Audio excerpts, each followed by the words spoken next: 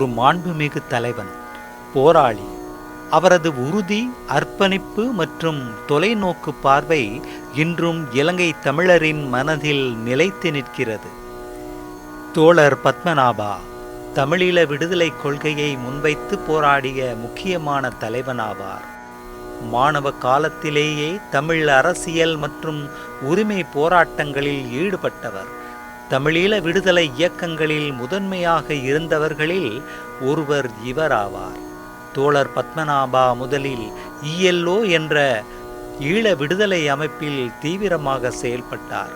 1981ஆம் ஆண்டில் EPRLF என்ற ஈழ மக்கள் புரட்சிகர விடுதலை முன்னணியை உருவாக்கினார். இந்த அமைப்பின் மூலமாகவே அவர் தமிழ் மக்கள் நலனுக்காக அரசியலில் ஈடுபட்டு வடகிழக்கு மாகாண சபையில் பெரும்பான்மையுடன் வென்று ஆட்சி நடத்தியவர். இவர் வன்முறைக்கு எதிராகவும் அரசியல் வழியே தமிழரின் உரிமைகள் கிடைக்க வேண்டும் என்பதற்காகவே குரல் கொடுத்தார். ஆனால் 1991ஆம் ஆண்டு ஜூன் 19ஆம் தேதி சென்னையின் கோடம்பாக்கத்தில் இவர் மற்றும் அவரது முக்கிய கூட்டாளிகள் கொல்லப்பட்டனர். இந்த கொலை இலங்கை தமிழருக்குள் ஏற்பட்ட கருத்து வேறுபாடுகளை வெளிக்கொணர்ந்தது. மக்களை நேசிப்பவனே மகத்தான மனிதன், மக்களை போஷிப்பவனே மகத்தான தலைவன். அத்தகைய மகத்தான தலைவனின் 35வது அகவையில் இன்று நாம் கூடி நிற்கின்றோம். உலகமெங்கும் வாழ்கின்ற தமிழ் பேசும் மக்கள் அனைவருக்கும் வணக்கம். இன்றைய தினம் ஒரு சிறப்பு நிகழ்ச்சியாக இந்த நிகழ்ச்சியை நாங்கள் உங்களுக்கு வழங்க இருக்கின்றோம். உலகம் முழுக்க வாழ்கின்ற தமிழ் பேசும் மக்களுக்கு தெரியும், தோழர் நாபாவின் 35வது நினைவு தினம் இன்று உலகெங்கும் நினைவு கூறப்படுகிறது. அவரோட வாழ்ந்த தோழர்கள் பெரிய அளவிலே கூட்டங்களை ஒழுங்கு செய்யவிட்டாலும் கூட அவருடைய வாழ்ந்த அனுபவங்களை தங்கள் இல்லங்களில் தாங்கள் சந்திக்கின்ற தோழர்கள் ஒருவர் இருவர் பலர் என்று பல்வேறு நாடுகளிலும் நினைவு கூறுவதை நினைத்து மகிழ்ச்சியாக இருக்கின்றது. உண்மையிலே தோழர் நாபா அவர்களுடன் பழகியது என்பது ஒரு பெருமைக்குரிய விடயம். அவரை நினைவு கூறுவதற்கு இப்படி ஒரு சந்தர்ப்பம் கிடைத்ததே பெரும் பாக்கியம் என்று நினைக்கின்றோம். தோழர் நாபாவுடன் 1984ஆம் ஆண்டுக்கு பிறகு ஒரு நெருங்கிய தொடர்பு எங்களுக்கு இருந்தது. உங்களுக்கு தெரியும், நான் அப்பொழுது ஈழ தேசிய ஜனநாயக விடுதலை முன்னணியின் இணைந்திருந்தேன். தோழர் ராஜன் அவர்களுடன், பழந்தன் ராஜன் அவர்களுடன் தோழர் நாபா, பழந்தன் ராஜன், தோழர் ஸ்ரீசபாத்தனுடன் நெருங்கிய உறவை வைத்திருந்தார். இந்தியாவிலே இருக்கும் பொழுது ஒவ்வொரு நாளும் அல்லது 2 நாளுக்கு ஒருக்கா சந்திப்பதும், அவர் வைத்திருந்த அந்த ஸ்கூட்டரில் வந்து வந்து நீண்ட நேரம் உரையாடுவதும், போராளிகளை பற்றி சிந்திப்பதும், போராட்டத்தை பற்றி சிந்திப்பதும், போராட்டத்தில் எப்படி ஐக்கியமாக இந்த மக்களுக்கு கொண்டு செல்வது என்பதை சிந்திப்பதும், தோழர்களுக்கு தங்களுடன் சார்ந்திருக்க எந்த தோழர்னாலும் எந்த இயக்கம்னாலும் அவர்கள் அரசியல் ரீதியாக விழிப்புணர்வை ஏற்றுவதும், ஒவ்வொரு நாளும் விவாதங்களை நடத்துவதையும் நாங்கள் நேரில் கண்டு விவாதமாக இருக்கின்றது. அப்படி ஒரு தோழரை நாங்கள் இழந்திருக்கின்றோம். ஆனால் இதில் என்ன விடயம் என்றால், இன்று விடுதலை போராட்டில் பல்வேறு தலைவர்கள் இழந்திருக்கிறார்கள், பல்வேறு தலைவர்கள் படுகொலை செய்யப்பட்டிருக்கின்றார்கள். ஆனால் தோழர் நாபாவுக்கு உலகமெங்கும் இந்த தினத்திலே நினைவு கூறுவது என்பது பெருமைக்குரிய விடயம். அவருடைய தியாகங்களை நாங்கள் போற்றி பேச வேண்டிய ஒரு விடயம். முக்கியமாக இன்றைய இந்த அரசியல் காலகட்டத்திலே, மாறி வரும் அரசியல் காலகட்டத்திலே, இலங்கையிலே இடதுசாரி அரசு ஆட்சியை கைப்பற்றியிருக்கின்ற வேளையிலே இலங்கை இந்திய ஒப்பந்தத்தின் 13வது திருத்தச் சட்டப்படி மாகாண சபை பற்றி அதிகமாக பேசப்படுகிறது. தமிழ் மக்களுக்கு மாகாண சபையிலே உடன்பாடு இல்லாமல் இருக்கலாம், ஆனால் இன்று அதை தவிர்த்து வேறு வழி இல்லை என்ற ஒரு சூழ்நிலைக்கு தமிழ் கட்சிகள், தமிழ் பேசும் மக்கள், தமிழ் மக்கள் என்று வந்திருக்கின்றார்கள். சில வேளை இப்பொழுது இருக்க புதிய சமூகத்துக்கு, புதிய இளைஞர்களுக்கு அதனுடைய தாக்கம் தெரியாமல் இருக்கலாம். ஆனால் இந்த மாகாண சபைக்காக இதிலே நாங்கள் கொடுத்த விலை அதிகம். குறிப்பாக என்னுடன் இணைந்திருக்கின்றார்கள் இந்த நிகழ்ச்சியிலே அரசியல் ஆய்வாளர் தோழர் தம்பா, தோழர் சிவலிங்கம், அதே போன்று தோழர் ஜெகநாதன், அதோடு இலங்கையிலிருந்து என்னோடு இணைந்திருக்கின்றார் அரசியல் ஆய்வாளரும் எழுத்தாளரும் தோழர் யதீந்திரா. அது மட்டுமல்லாமல் வடகிழக்கு மாகாணத்தின் முன்னாள் முதலமைச்சர் தோழர் வரதராஜ பெருமாள் இந்த மாகாண சபை தொடர்பாக அல்லது இந்த மாகாண சபையுடைய ஆற்றிய பணி தொடர்பாக அவர் கடந்த 18 மாத காலம் வடகிழக்கு மாகாண சபையின் முதலமைச்சராக இருந்த பொழுது அனுபவித்த பல்வேறு விடயங்களை நாங்கள் உரையாடிக் கொள்ளலாம். அந்த வகையிலே நிகழ்ச்சியில் தொடர்வதற்கு தோழர் தம்பா அவர்கள். வணக்கம் நேயர்களே.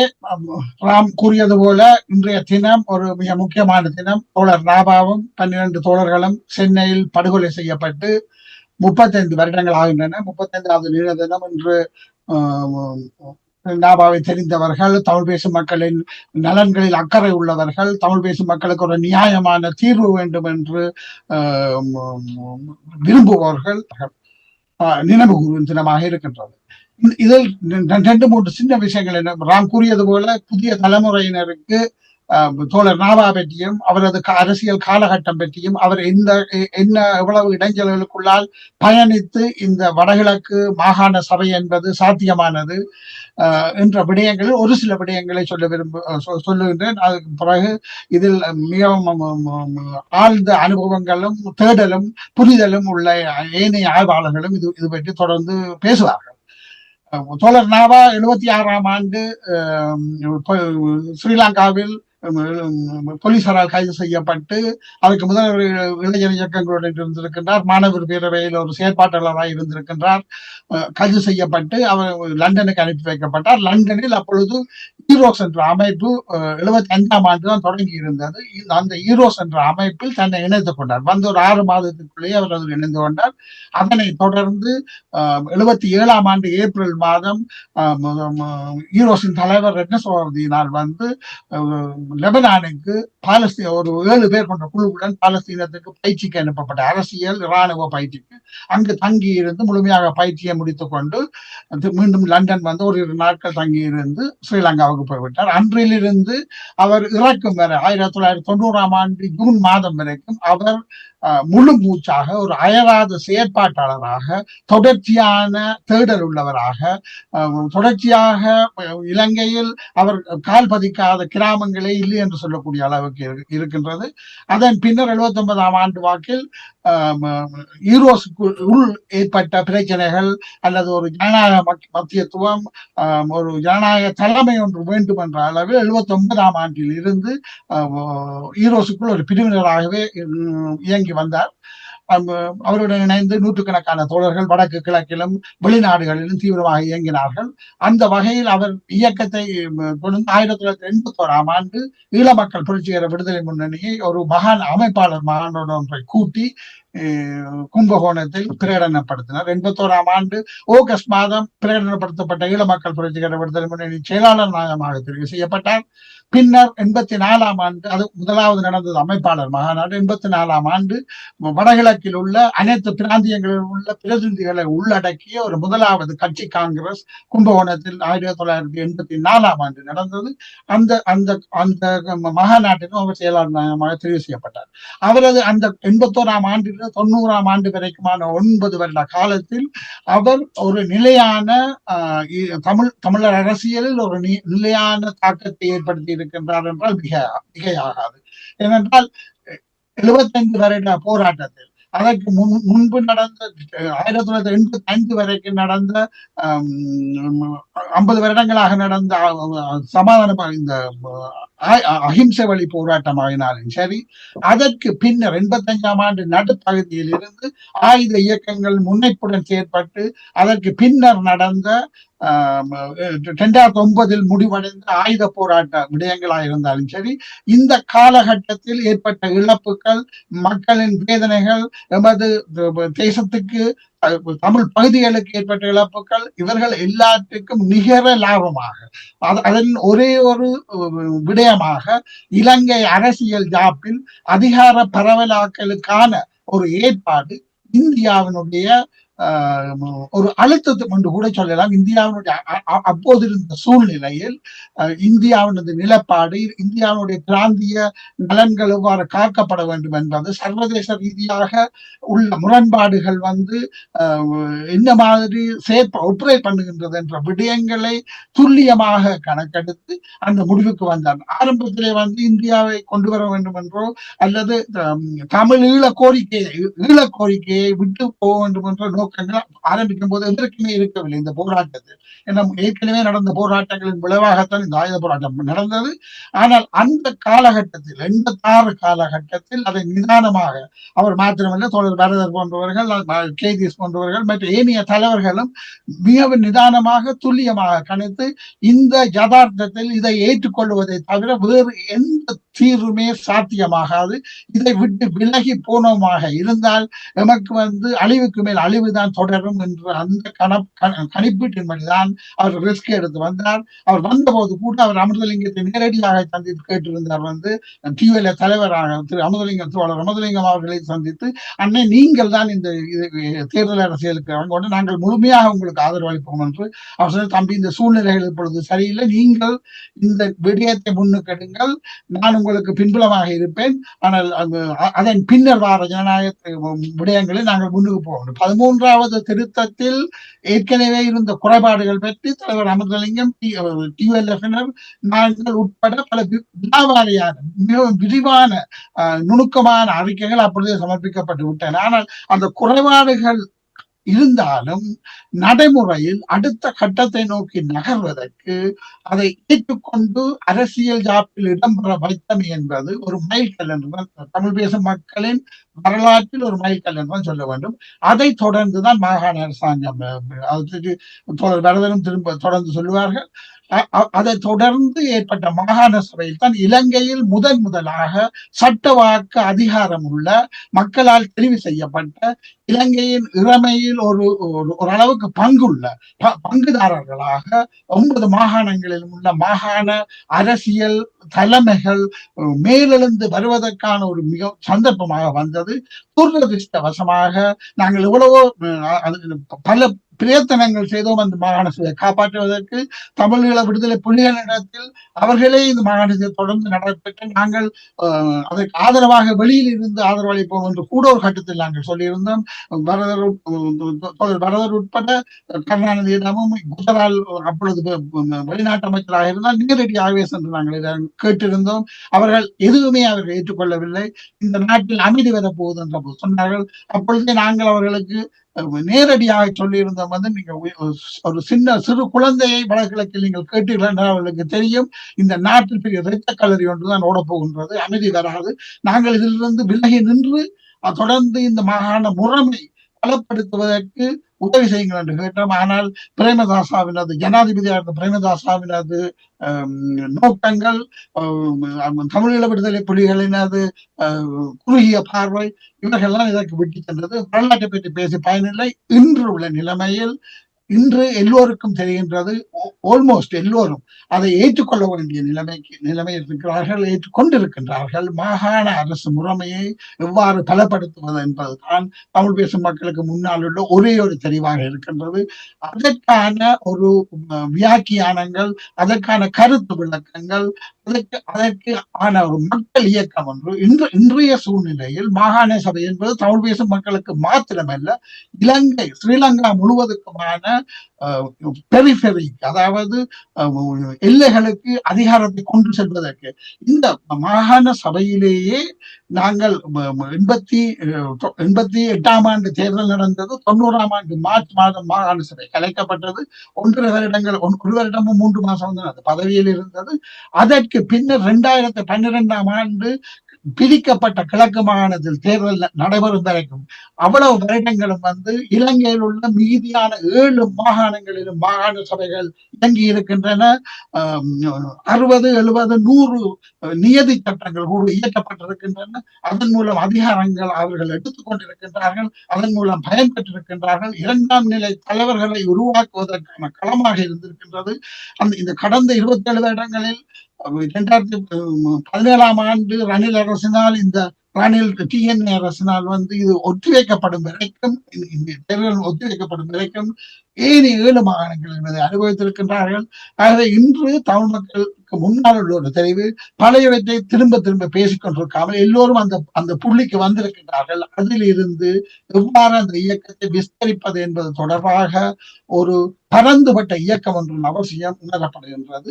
இது தொடர்பாக அடுத்ததாக நான் நினைக்கிறேன் தோழர் வரதராஜ பெருமாள் அவர்கள் தனது ஆரம்ப காலத்தில் இந்த நிர்வாகங்கள் அமைப்பது தொடர்பாகவும் ஒரு அது ஒரு இன்னோவேட்டிவான ஒரு காலகட்டம் என்றுதான் சொல்ல வேண்டும். ஒரு ஒன்றுமே இல்லாமல் இருந்த இடத்துல எவ்வாறு ஒரு மாகாண அரசு நிர்வாகம் ஏற்படுத்தப்பட்டது, அதிலிருந்து எவ்வாறு ஏனைய மாகாணங்கள் படித்துக் கொண்டன, அதில் உள்ள அரசியல் பிரச்சனைகள் என்ன, அதுடன் சமகாலத்தில் இதன் முக்கியத்துவம் என்ன என்பது பற்றியும் ஒரு சில வார்த்தைகள் சொல்லுவார் நினைக்கின்றேன். நன்றி தோழர் பரதர். நன்றி தோழர்கள் அனைவருக்கும். இன்று தினம் தோழர் நாபாவும் இன்னும் 12 தோழர்களும் சென்னையில் வைத்து படுகொலை செய்யப்பட்ட நாள் 35 ஆண்டுகளுக்கு முதல்.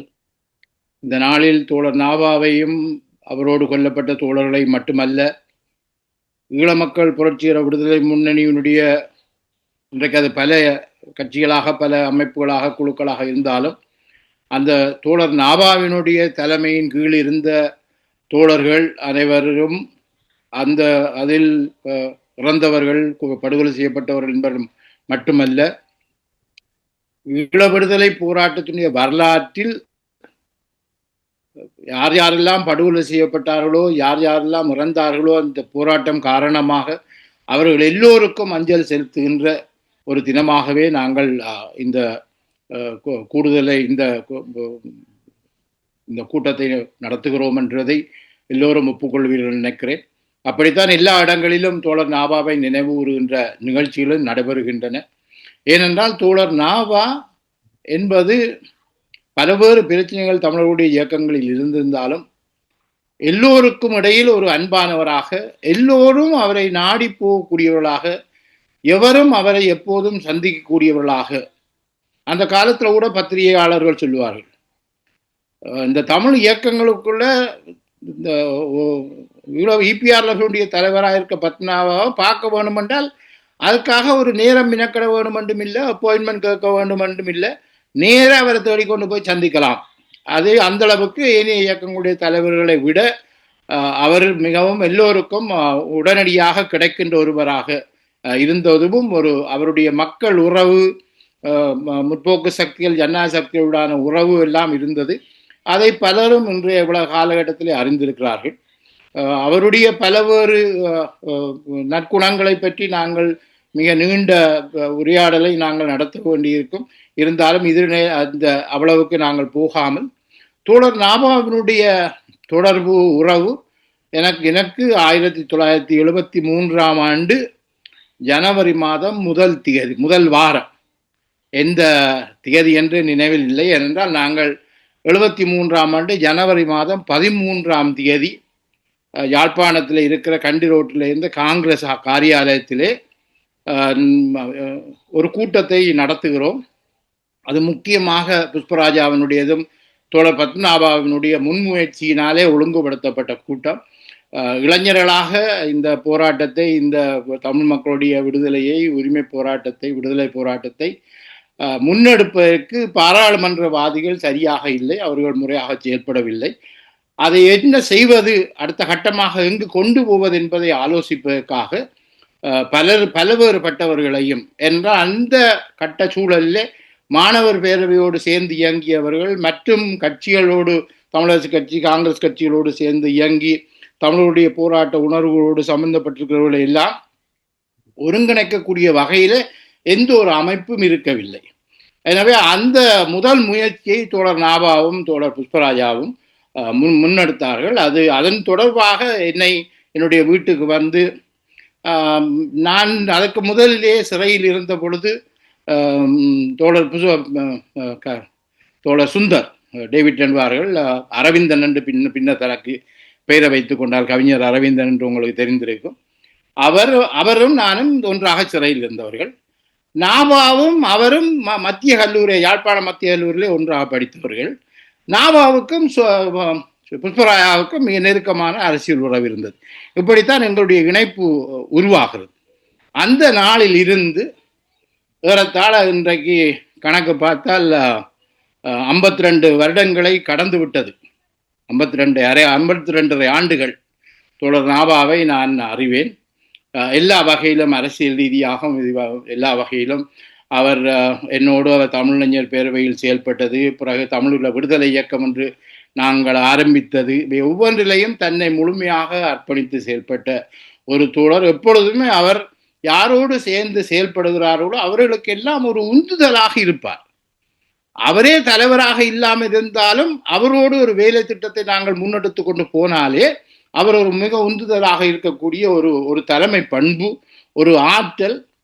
ஆனால் அவர் தலைவராக யாரோடையும் பழகுவதில்லை. அது நான் சொல்லுவேன், ஒரு அரசியல் தலைமைத்துவத்தை பற்றிய ஒரு மந்திரவாதி ஆள். வாங்க தோழர் போவோம் என்று உங்களை யாரையாவது கூப்பிட்டா இங்க எங்க போகிறது, எப்ப போறது, எங்க நிக்கிறது, எதுல போறது என்றெல்லாம் கேள்வி கேட்கவே மாட்டீங்க. ஆளுக்கு பின்னால அப்படியே வெளிக்கிட்டுருவீர்கள். அந்த விதமான ஒரு ஒரு ஒரு ஆற்றல், ஆளுமை அவரிடம் இருந்தது. எல்லாரையோடையும் பழகுவார். பலர் அந்த காலகட்டத்தில் தங்களுடைய இயக்கத்தை சாராதவர்களோடு பழகுவது இல்லாத போக்கள் எல்லாம் அன்றைக்கு நிறைய இருந்தது. பகமை பாராட்டுவது இருந்தது. தோழர் நாபா அப்படியே இல்லை, எல்லாரோடையும் போவார், எங்கேயும் போவார். கருத்து வேறுபாடு உள்ளவர்களுடைய வீடுகளுக்கும் திடீரென்று ஆள் உள்ளே போய் சேரும். அது ஈழத்திலேயும் தான் அல்லது தமிழ்நாட்டிலேயும் தான், இந்தியாவினுடைய எல்லா பாகங்களிலும் இந்தியாவினுடைய எல்லா வகைப்பட்ட அரசியல் கருத்துடையவர்களோடும் அவர் உறவு கொண்டிருந்தார். எல்லா வகைப்பட்ட கருத்துடையவர்களும் அவர் மீது மிக உயர்ந்த அபிப்பிராயங்களை அவர் கொண்டிருந்தார்கள் என்பது நீங்களும் அறிந்திருப்பீர்கள். அதனை நானும் திரும்ப சொல்லுவது முறையானது என்று நான் நினைக்கிறேன். அந்த வகையிலே தோழர் நாபாவினுடைய அந்த பண்பு மிக முக்கியமானது. அதுவே அவருடைய அரசியல் வெளிப்பாடு. ஆனால் தமிழர்களுடைய அடிப்படையிலே வடகிழக்கு மாகாணத்தை பிரதேசத்தை அடிப்படையாக கொண்டு ஒரு போராட்டத்தை நாங்கள் முன்னெடுக்க வேண்டும் என்ற வகையிலே செயல்பட்டு கொண்டிருந்தாலும் அது தனியாக வடக்கு கிழக்கு பிரதேசத்துக்கு மட்டும் செயல்பட முடியாது என்பதை அவர் உணர்ந்த ஒருவர். அவர் ஈரோசனுடைய பேக்ரவுண்ட்ல இருந்து முதல்ல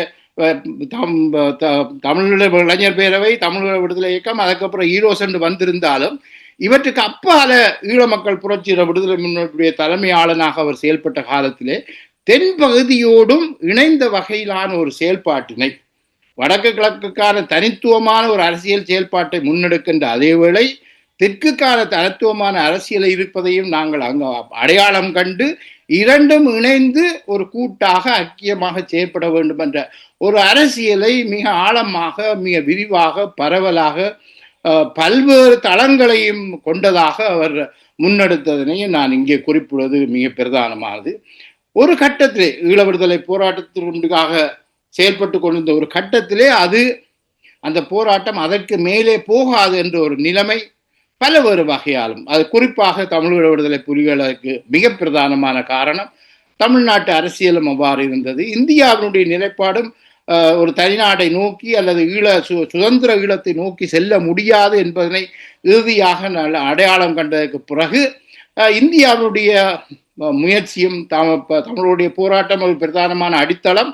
அதை அடிப்படையாக கொண்டு இந்தியா எடுத்த முயற்சியின் காரணமாக இந்திய இலங்கை சமாதான உடன்படிக்கை வந்தது. அதன் அடிப்படையில் மாகாண சபை வந்தது. இந்த உடன்படிக்கை வந்த உடனேயே தோழர் நாபாவினுடைய ஒரு அறிக்கை இருக்கிறது, மிக தெளிவான அறிக்கை. இன்றைக்கு அது பிறகு இந்த மாகாண சபை வந்தது, அதுக்கப்புறம் தேர்தல் பங்கு பெற்றோம், அப்படி அல்ல. அந்த இலங்கை இந்திய ஒப்பந்தத்தை ஏன் ஏற்கிறோம், என்ன பிரச்சனை, எப்படி நாங்கள் அணுக வேண்டும் என்பது பற்றி அவருக்கு மிக தெளிவான ஒரு நிலைப்பாடு இருந்தது. அதே போலவே மாகாண சபை பற்றிய அதை பற்றிய உரையாடல்கள் வந்த பொழுதும் அந்த ஒப்பந்தம் முடிந்ததற்கு பிறகும் இன்னும் ஒரு அறிக்கை, தெளிவான ஒரு அறிக்கை வந்திருக்கிறது. மாகாண சபை தேர்தலிலே பங்கு பெற்ற காலகட்டத்திலே அவருடைய அறிக்கை இருக்கிறது மிக தெளிவாக. அவருடைய பேட்டிகள் எல்லாம் மிக தெளிவானவை. அந்த பேட்டிகள் எல்லாம் இன்றைக்கு 50 வருஷத்துக்கு பிறகும் மீண்டும் அதை பார்த்தாலும் கூட கற்றுக்கொள்வதற்கு நிறைய விடயங்கள் இருப்பதனை அவை சொல்லக்கூடியவையாக இருக்கும்.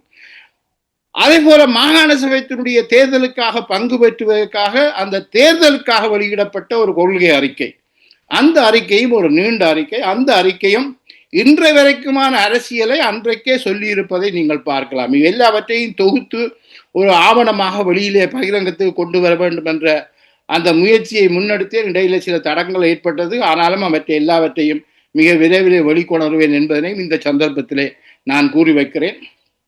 எனவே அந்த அடிப்படையிலே வடக்கு கிழக்கு மாகாண சபையினுடைய அமைப்பு ஏற்பட்டமை.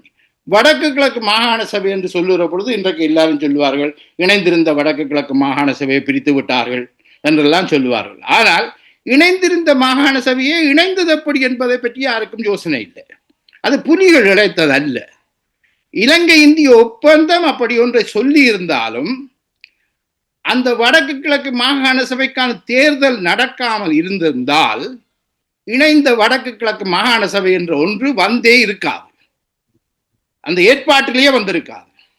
அந்த தேர்தலை எப்படி புலிகள் எதிர்த்தார்கள், எப்படி தமிழர்கள் மத்தியிலே ஒரு கற்பனையான உலகத்திலே அதை பற்றி எதிர்ப்பான உணர்வுகள் எல்லாம், வெறுப்பான உணர்வுகள் எல்லாம், விரோதமான உணர்வுகள் எல்லாம் தமிழ் ஊடகங்கள் உட்பட எப்படி எல்லாம் பிரச்சாரம் செய்தது என்பதை இன்றைக்கு நாங்கள் நினைத்து பார்க்க வேண்டியிருக்கிறது. ஆனால் அந்த வடக்கு கிழக்கு மாகாண இணைப்பு என்பதை யதார்த்தமாக்கிய ஒரு அரசியலும் நாங்கள் இன்றைக்கு தோழர் நாபாவினுடைய இந்த நாளிலே நினைவு பெறக்கூடியவர்களாக இருக்குது.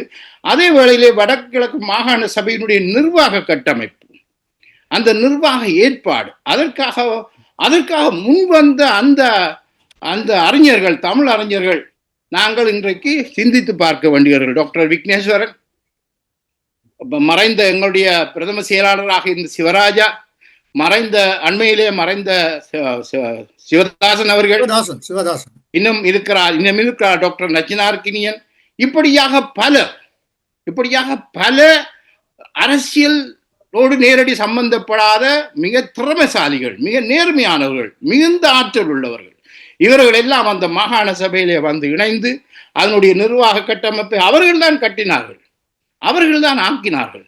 அவர்களோடு என்னுடைய உரையாடலே இப்படித்தான் இருந்தது. தோழர் நாபாவுடைய உரையாடலும் சரி, என்னுடைய உரையாடல், மாகாண சபையை கட்டி எழுப்புவதும் செயற்படுத்துவதும் நீங்கள் தான், உங்கள் தான் அனுபவசாலிகள், நீங்கள் தான் அறிவாளிகள், உங்களுக்கு தான் அந்த அனுபவங்களும் ஆற்றல்களும், நாங்கள் உங்களுக்கு ஆதரவாக இருப்போம் என்று சொல்லித்தான் அந்த நிர்வாக கட்டமைப்பே கட்டி எழுப்பப்பட்டது.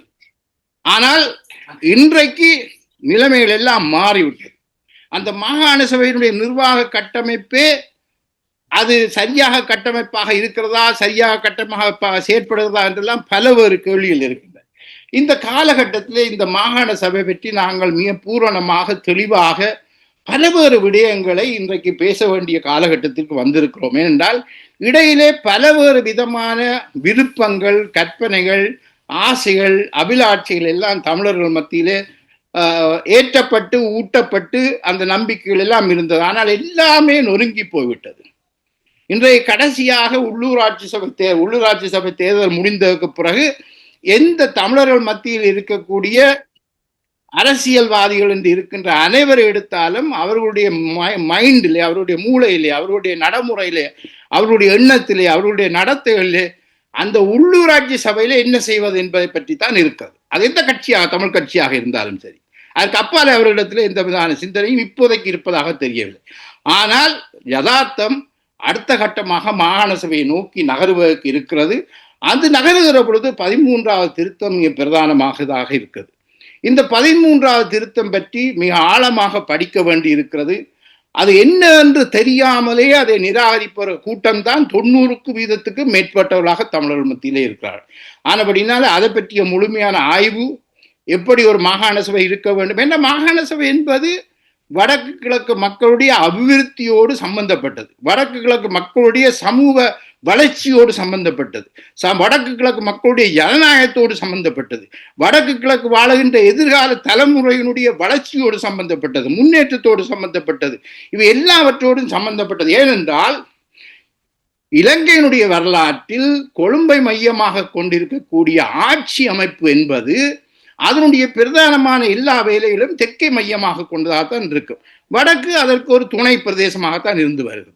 வடக்கு கிழக்கை பிரதான பிரதேசமாக கொண்டு செயல்படுத்துவதற்கு வடக்கு கிழக்கு ஒரு அரசியல் அதிகார கட்டமைப்பு, ஒரு காத்திரமாக செயற்படுகின்ற ஒரு நிலைமை ஏற்பட வேண்டும். அது மட்டுமல்ல, இன்றைக்கு மையப்படுத்தப்பட்ட இலங்கையிலே மையப்படுத்தப்பட்ட அதிகார கட்டமைப்பு தான் இருக்கிறது. இன்றைக்கு ஜேவிபி வந்து ஆட்சிக்கு வந்த பொழுது இந்த இந்த நிறைவேற்ற அதிகாரம் கொண்ட ஜனாதிபதி முறையை ஒழிப்பதென்று அவர்கள் ஆரம்பத்திலிருந்தே சொல்லிக் கொண்டு வருகிறார்கள். ஆனால் அதற்கான எந்த ஒரு ஆரம்பத்தையும் இன்னும் அவர்கள் செய்யவில்லை. இப்பொழுதும் அவர்கள் அந்த நிறைவேற்ற அதிகாரத்தை முழுமையாக செயற்படுத்துவதில் அக்கறை கொண்டிருக்கிறார்கள். அதுதான் நடைமுறையிலே இருக்கிறது. அப்ப இதெல்லாம் மாற வேண்டும் என்றால் இந்த அதிகாரம் என்பது கீழ் நோக்கி போகிற பொழுதுதான் ஜனநாயகம் என்பதும் பரவலாக்கப்படும். அதிகார கட்டமைப்பு கீழ் நோக்கி நகராவிட்டால் ஜனநாயகம் பரவலாகாது, பரவலாகவும் குறுகியதாக இருந்துவிடும். எனவே இந்த விடயங்கள் எல்லாம் நாங்கள் பேச வேண்டி இருக்கிறது. இந்த நாளிலே முழுமையாக பேச முடியாவிட்டாலும் இந்த நாளுடைய தொடர்ச்சியாக நாங்கள் பல விடயங்களை பேச வேண்டும். உங்களும் உங்களை போன்ற எல்லோரும் வேறு பலரும் இவ்வாறான நிகழ்ச்சிகளில் கலந்து கொள்ள வேண்டும். இந்த வாய்ப்புக்கு நன்றி. அடுத்ததாக தோழர் ராமராஜ், நீங்கள் அடுத்ததாக யார் உரையாற்ற வேண்டுமோ அவரை அழைக்கவும். உலகங்க வாழ்வென்ற தமிழ் பேசும் மக்கள் அனைவருக்கும் வணக்கம். இந்த சிறப்பு நிகழ்ச்சி தோழர் நாபாவின் 35வது நினைவு தினத்தை விட்டு இன்று ஒளிபரப்பாகிக் கொண்டிருக்குது. 2009ஆம் ஆண்டுக்கு பிறகு இலங்கையிலே தமிழ் தலைவர்கள் இந்த மாகாண சபை பற்றி மிக வினயமாக செயற்படவில்லை. ஆனால் இந்த நிகழ்ச்சியிலே கலந்து கொண்டிருக்க தோழர் தம்பா, தோழர் வரதர், தோழர் சிவலிங்கம், தோழர் ஜெகநாதன், தோழர் யதீந்திரா போன்றவர்கள் எந்த நேரத்தில் எந்த சந்தர்ப்பம் கிடைக்குதோ மிக அழுத்தம் திருத்தமாக இந்த மாகாண சபை தொடர்பாக 13ஆம் திருத்த சட்டம் தொடர்பாக பல்வேறு நிகழ்ச்சிகளையும் பதிவு செய்திருக்கிறார்கள். அது மட்டுமல்ல, இந்த 13ஆம் திருத்த சட்டம் தொடர்பாக சர்வதேச ரீதியாக இந்தியா பல்வேறு இடங்களிலும் பதிவு செய்தது. ஆனால் இன்று தோழர் வரதர் கூறிய போன்று உள்ளூராட்சி மன்ற தேர்தலுக்கு பிறகு ஒரு இடத்துக்கு வந்திருப்பது ஏதோ முன்னேற்றத்தை நோக்கி தருகிறது. தோழர் வரதர் கூறிய போன்று தோழர் நாபா தென்னிலங்கை நோக்கி அந்த காலத்திலே தனது அரசியல் பாதையை செலுத்தியிருந்தார் என்பதற்கு நல்ல உதாரணம் தோழர் தயான் ஜெயதிலக, தோழர் ஜோ செனவிரத்ன, தோழர் யூசுப் போன்றவர்களை அந்த நிர்வாகத்திலே இணைத்து ஒரு முன்மாதிரியை காட்டினார் என்பதையும் இங்கே நினைவு கொள்ள வேண்டும். அதை தோழர் தயான் ஜெயதிலக தமிழ் கட்சி தலைவர்களுடைய பல்வேறு இடங்களிலும் அண்மை காலங்களில் கூட இந்த 13ஆம் திருத்த சட்டம் தொடர்பாக, இந்த மாகாண சபை தொடர்பாக தமிழ் கட்சிகள் மிக விரயமாக செயற்பட வேண்டும், இந்த மாகாண சபையை அழுத்தமாக கேட்கும் என்று பதிவு செய்திருந்தார். அந்த வகையில் நாங்கள் இப்பொழுது தோழர் ஜெகநாதன் அவர்களுடைய அனுபவ பகிர்வை கேட்டுக்கொள்ளும். நன்றி ராம். இந்த தோழர் பத்மநாபா அவர்களுடைய அந்த நினைவு 35 ஆண்டுகள் என்ற ரீதியில தொடர்ச்சியாக அவருக்கான அஞ்சலி நிகழ்வுகளை அல்லது அவருடைய நினைவுகளை பகிர்ந்து கொள்கிற ரீதியில டிவிசியோட தொடர்ந்து இணைந்து நான் செயல்பட்டிருக்கிறேன். அதுக்கான வாய்ப்புகளை நீங்கள் எனக்கு தந்தது என்ற ரீதியில முதலாவது உங்களுக்கு அனைவருக்கும் நன்றி கூறிக்கொண்டு,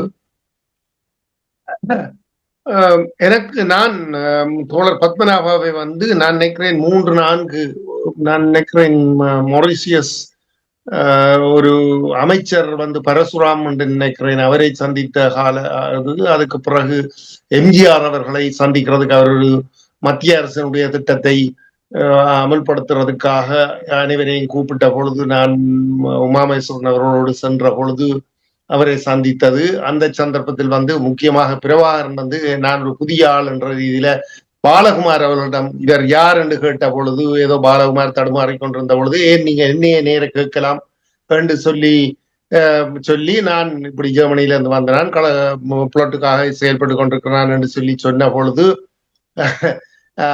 பொழுது அதுக்கான அந்த வாய்ப்பு எனக்கு ஒரே ஒரு சந்தர்ப்பம் பிரபாகரனை சந்தித்த என்ற ரீதியில அந்த வாய்ப்பும் ஏற்பட்டது. அது பின்னாலே ஒரு சந்தர்ப்பத்துல என்னட்ட பத்மநாபகிட்ட நீங்க சரியான துடுக்கான ஆளா இருக்கிறீங்க, எல்லாத்தையும் நேரடியாக படப்படன்னு கேட்கறீங்கன்னு சொன்னது என்னடா நடேசன் அவருடைய குழந்தை என்னுடைய பிறந்த நாளுக்கு அவர்கள் வந்த பொழுது சந்தித்த பொழுது அவர் கூறினது இவைகள் என்ற ரீதியில அரசியல் ரீதியாகவும் சில பிரச்சனைகளை, அதாவது அவரோட பேசக்கூடிய வாய்ப்பு கிடைச்சது என்னன்னு சொன்னால் அந்த இலங்கை தமிழர்கள் பிரச்சனை சம்பந்தமாக நீங்கள் இது ஏற்றுக்கொள்ளாவிட்டால் எல்லாரும் நீங்க இலங்கைக்கு போக வேணும் என்று சொல்லிக்கொள்ள நான் உமாமேஸ்வரன் அவர்கள் இந்த இலங்கை தமிழர் இந்திய தமிழ் மக்களுடைய விருப்பம் அதுதான், தமிழ்நாட்டு தமிழ் மக்களுடைய விருப்பம் அதுதான் என்று சொன்னால் நாங்கள் அதை ஏற்றுக்கொள்ளுகிறோம் என்று சொன்னதே அடுத்த நாள்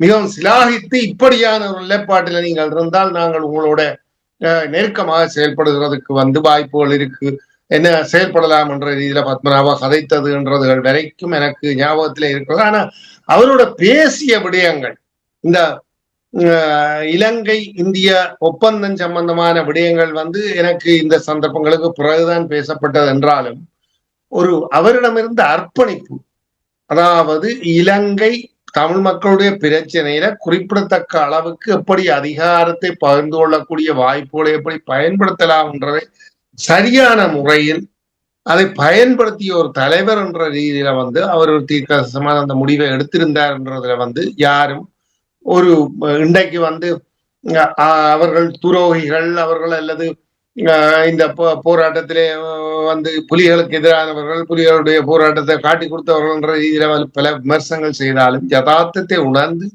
அதை ஏற்றுக்கொண்ட ரீதியில அவர்களை அதை ஏற்றுக்கொள்ளாத அல்லது அதை அந்த ஒப்பந்தத்தை ஏற்றுக்கொள்ளாத ரீதியில அவர்களுக்கு இன்றைக்கு அந்த ஒரு சங்கடத்தை ஏற்படுத்தினது, அவர்களுடைய மறைவு உயிராபத்துகளை ஏற்படுத்தினது என்ற ரீதியில எங்களுக்கும் பொறுப்பு இருக்கின்றதை நான் பகிரங்கமாக இன்றைய சந்தர்ப்பத்தில் கூற வேண்டிய அவர்கள் அதாவது இலங்கையிலே என்ன நடக்கும், இந்த புலிகள் இந்த தமிழீழ போராட்டத்திலே எப்படியான ரீதியில தமிழ் மக்களை அழிவு பாதையை கொண்டு போகிறார்கள் என்ற ரீதியில ஒரு மாற்றத்தை ஏற்படுத்த வேண்டும் என்றதுக்கான முயற்சியை மேற்கொண்ட என்ற ரீதியில பத்மநாபா அவர்கள் எடுத்த முயற்சிக்கு நாங்கள் ஆதரவளிக்கவில்லை என்ற ரீதியில நாங்கள் பாரிய தவறுழைத்திருக்கிறோம் என்றதை இந்த சந்தர்ப்பத்தின் மூலம் அந்த அர்ப்பணிப்புக்கு நாங்கள் துணை போகாதவர்களாக இருந்திருக்கிறோம் என்றதை ஏற்றுக்கொள்ள வேண்டியவர்கள், அதுக்கு மன்னிப்பு கோர வேண்டிய ஒரு பொறுப்பும் எங்களுக்கு இருக்கிறது.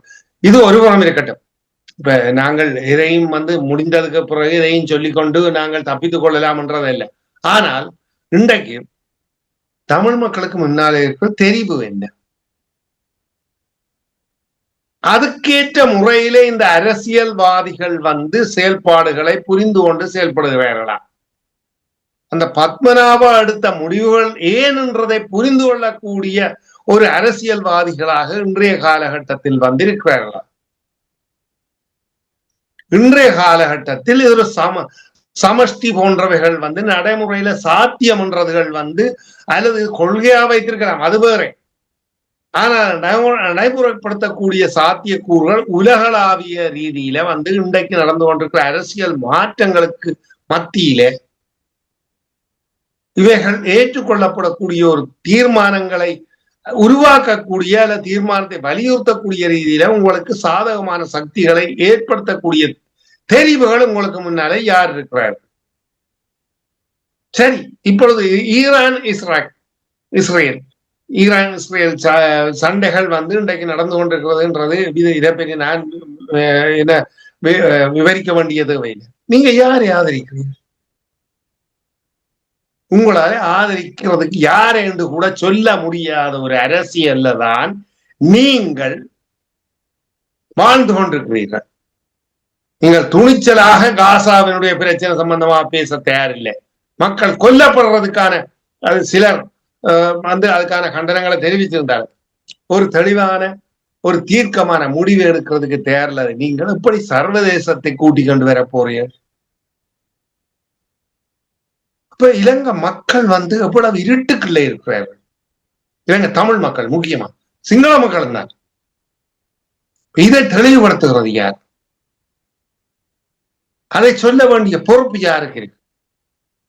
யதார்த்தத்தை இன்றைக்கு உணர்த்த வேண்டிய தமிழ் மக்களுக்கு மத்தியில புரிய வைக்க வேண்டிய பொறுப்பு யாருக்கு இருக்கு? ஆனால் ஒருவரும் அதை செய்யறதுக்கு தயாரில்லை. மன்னிக்க வேணும், நான் இப்படி சொல்லிக்கல, என்னில சிலர் கோவப்படலாம். ஏன்னா நீ என்ன எந்த கட்சி, அப்ப உனக்கண்ட ஒரு கட்சி இல்லையா? அதுகள் உண்டு. இப்ப கட்சி எழுதுகளுக்கு அப்பாற்பட்டு ஒரு மனித நேயத்தோட, சமூகத்தினுடைய விடுதலையோட, சமூகத்துக்குள்ளே அனைவரும் விடுதலை பெற வேண்டும் என்ற ரீதியில இந்த ஏற்றத்தாழ்வுகள் இல்லாத ஒரு நியாயமான தமிழ் மக்களுடைய விடுதலையை நேசிக்கிற ஒருவன் என்ற ரீதியில நான் சொல்ல வேண்டிய இதுதான் எனக்குள்ள கோபத்தை ஏற்படுத்துகிறது. சில சந்தர்ப்பங்கள்ல உணர்வுகளை வெளிப்படுத்தி நான் பேச வேண்டிய நிர்பந்தங்களையும் எனக்கு ஏற்படுத்துகிறது. இப்ப இதனை செயல்படுத்தக்கூடிய சிந்திக்கக்கூடிய தலைவர்களை நாங்கள் என்ன செய்தோம்? அவர்களை இல்லாமல் பண்ணினோம். அது மிகவும் மனதுக்கு சரியான கவலை அளிக்கிற விடயங்கள். என்னடா இது அவருடைய நினைவுகளை பகிர்ந்து கொள்ற நினைவுன்ற ரீதியில நான் ஆத்திரத்தை வெளிப்படுத்துகின்ற ரீதியில எனக்கு என்னுடைய மனதில் இருக்கிற கனதியான நினைவுகளை கஷ்டங்களை பகிர்ந்து கொள்ள வேண்டிய ஒரு பொறுப்பு எனக்கு இருக்கு. என்ற சமூகத்தை இன்றைய விடுதலை நேசிக்கிறோம் என்ற ரீதியில இதுல இருக்கிறவர்கள் எல்லாருக்கும் அதன் பங்கு இருக்கு. அதை புரிந்து கொள்வார்கள் நான் நம்புகிறேன். அந்த ரீதியில இன்றைய அரசியல் நான் கேட்டது மாதிரி என்ன மாதிரியான ஒரு நிலையில போய்கொண்டிருக்கின்றது உதாரணம் காட்டுகின்றேன். காசா இந்த பிரச்சனைகள் சம்பந்தமாக கூட துணிச்சலாக கூற முடியாத அல்லது கண்டிக்க முடியாத இன ஒற்றுமையை உருவாக்கக்கூடிய ரீதியில இல்லாமல் தங்களுடைய தேவைகளுக்காக இந்த இன்றைக்கு உள்ளூராட்சி சபை தேர்தல்களில் கூட்டுகள் மாட்டுகள் என்று சொல்லி எல்லாம் பேசிக்கொண்டிருக்கிற ஒரு அரசியல் தான் இன்றைக்கு போய்கொண்டிருக்கிறது. இது தமிழ் மக்களுக்கு ஆரோக்கியமானதா அல்லது அவர்களை வளர்ச்சியடைய செய்யக்கூடியதா என்றதை சிந்திக்கக்கூடிய பரந்த அரசியலை, சமூக ரீதியான அரசியலை, சமூக விடுதலைக்கான அரசியலை கொண்டு செல்லக்கூடிய தலைவர்களுடைய நினைவுகளை நாங்கள் கட்டாயம் மனதிலே நிலைநிறுத்தி அதை வெளிக்கொண்ட அந்த தமிழ் மக்களுக்கு புரிய வைக்க வேண்டிய ஒரு பொறுப்பு ஊடகம் என்ற ரீதியில் எங்களுக்கு இருக்குது. முடிந்த அளவுக்கு நாங்கள் தொடர்ந்து அதை செயல்படுத்துறதுக்கும் வெளிப்படுத்துறதுக்கும் அதுக்கான ஆற்றலை அவர்கள் செய்த அந்த தியாகத்துக்குள்ளான ஆற்றலை அல்லது அதுக்கான ஒரு ஒரு ஒரு பலனை பெறக்கூடிய சமூகத்தை உருவாக்க வேண்டும் என்ற ரீதியில தொடர்ந்து நாங்கள் முயற்சி எடுப்போம் என்று கூறிவிட வருகின்றேன். நன்றி. இந்த சந்தர்ப்பத்துல எனக்கு அந்த சந்தர்ப்பத்தை பத்மநாபனுடைய எனக்கு அது தொடர்ச்சியாக என்னுடைய மனதில இருக்கிற அந்த அவருக்கான அஞ்சலி என்றதில்லை, அவருக்கான அந்த நெருக்கத்தையும் அவரை புரிந்து கொண்ட ரீதியிலும் அந்த வாய்ப்பை உருவாக்கின ரீதியில அதை தொடர்ந்து எனக்கு தந்து கொண்டிருக்கிற டிபிசிக்கு ராமுக்கும் நன்றி கூறி இந்த அனைத்து இதுல கலந்து கொண்டவர்களுக்கு நன்றி விட வருகின்றேன். நன்றி. உறவுகள் கேட்டுக்கொண்டிருப்பது டாக் டு டிபிசியின் அரசியல் சிறப்பு நிகழ்ச்சி. இந்த நிகழ்ச்சி தொடர் நாபாவின் 35வது நினைவு தினத்தையொட்டி உலகம் முழுக்க வாழ்கின்ற ஈழ மக்கள் புரட்சிகர விடுதலை தோழர்கள் தோழர் நாபாவுடன் நினைவு கூறுகிறார்கள், நினைவு கூறி வருகிறார்கள். அந்த வகையிலே இப்பொழுது தோழர் சிவலிங்கம் அவர்கள் எவ்வாறு இந்த நிகழ்ச்சியில் கருத்துக்களை பதிவு செய்கிறான்னு பார்த்துக்கோ. வணக்கம் ராம். வணக்கம். என்னோடு கலந்துரையாடலில் அவர் பத்மநாபா நினைவுகளை பகிர்ந்து கொள்கின்ற அனைவருக்கும் முதலில் நன்றிகளும் வணக்கங்களும். இந்த பத்மநாபா அவர்களும் அவருடைய தோழர்களான 12 பேருடைய மரணத்தின் நினைவாக நடத்தப்படும் இந்த கலந்துரையாடலில்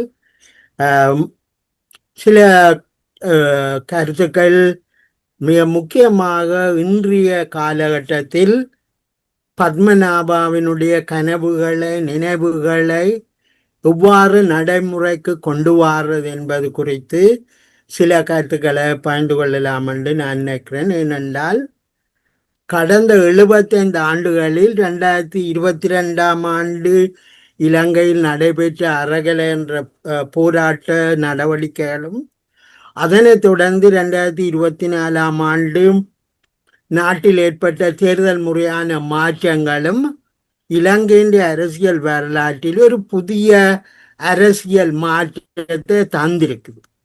இந்த அரசியல் மாற்றத்தை நாங்கள் கடந்த கால அரசியல் வரலாறுகளின் பின்னணியில வச்சு பார்க்கறதுக்கு பதிலாக இன்றைக்கு மாற்றமடைந்துள்ள அரசியல் சூழலில் பத்மநாபா அவர்கள் விட்டு சென்ற கனவுகளை எவ்வாறு பார்ப்பது என்பது ஒரு முக்கியமான அம்சமாக இருக்கிறது. ஏனெனில் கடந்த காலங்களை போல் இல்லாமல் இப்பொழுது அரசாங்க மட்டத்திலும் சாமானிய மக்கள் மட்டத்திலும் நாட்டின் எதிர்காலம் தொடர்பாக, தேசிய இனங்களின் ஜனநாயக உரிமைகள் தொடர்பாக, நாட்டின் அடிப்படை சட்டமான அரசியல் யாப்பின் உள்ளடக்கம் தொடர்பாக பாரிய விவாதங்கள் நடந்து கொண்டிருக்கின்றன.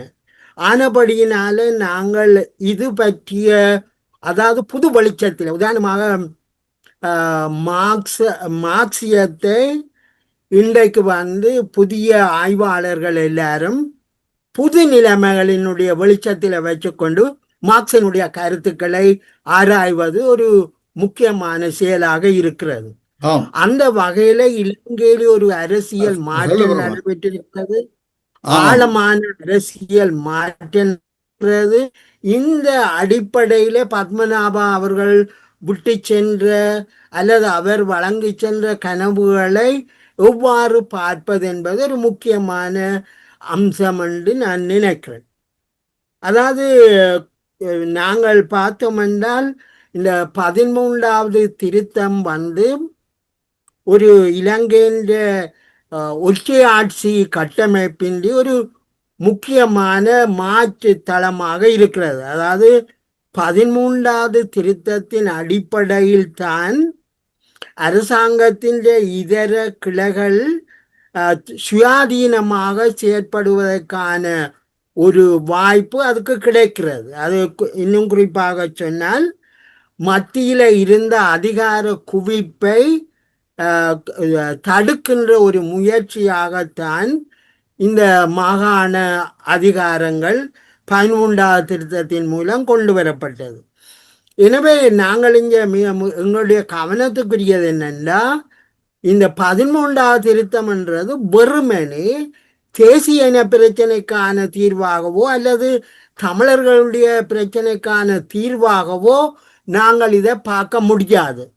அதுதான் என்னுடைய மிக முக்கியமான கருத்து. அதாவது மத்தியில அதிகாரம் குவிக்கப்பட்டு ஒரு ஏகபோக அல்லது ஒரு குழுவினருடைய ஆட்சியை தோற்றுவிக்காமல் தடுக்கின்ற ஒரு ஏற்பாடாகத்தான் 13வது திருத்தம் இருக்கிறது. மற்றது இந்த மாகாண அதிகாரம் என்றது மக்களினுடைய இறைமை அதிகாரத்தை பகிர்ந்தளிக்கிறதாகத்தான் அது இருக்கிறது. இதில் நாங்கள் சில அம்சங்களை வந்து தெளிவாக புரிந்து கொள்ளாட்டி நாங்கள் இந்த பத்மநாபா அவர்களுடைய கனவுகளை புதிய வெளிச்சத்தில் எவ்வாறு பார்ப்பது என்பதில் பல சிக்கல்கள் ஏற்படலாம். இங்கு நாங்கள் பார்க்க வேண்டியது நாட்டினுடைய மக்களினுடைய இறைமை அதிகாரம் பிராந்தியங்களுக்கு பகிரப்படுவதனுடைய ஒரு அம்சமாகத்தான் நாங்கள் இந்த 13வது திருத்தத்தை பார்க்கணும். ஆனால் இப்போ நாங்கள் இன்றைக்கு எங்களுடைய அரசியல் வரலாறு எடுத்து பார்க்கும் பொழுது நாட்டில் நிலவுகின்ற ஜனநாயகமும் மக்களினுடைய இறைமை அதிகாரமும் பாரிய இடைவெளிக்குள்ள இருக்கிறத நாங்கள் பார்க்கலாம். உதாரணமாக இந்த இறைமை அதிகாரம் ஜனநாயகத்தோடு சம்பந்தப்படாமல் இருக்கும் என்றால் அது எங்கே போய் முடியுது என்றால் அது ஒரு குடும்ப ஆட்சி அல்லது ஒரு குழு ஆட்சி அல்லது இந்த நாங்கள் சொல்லுவோமே குரோனிக் கேபிட்டலிஸ்ட் இவ்வாறான ஒரு ஒரு ஒரு சாராரின் கையிலே அது போய் சேருது.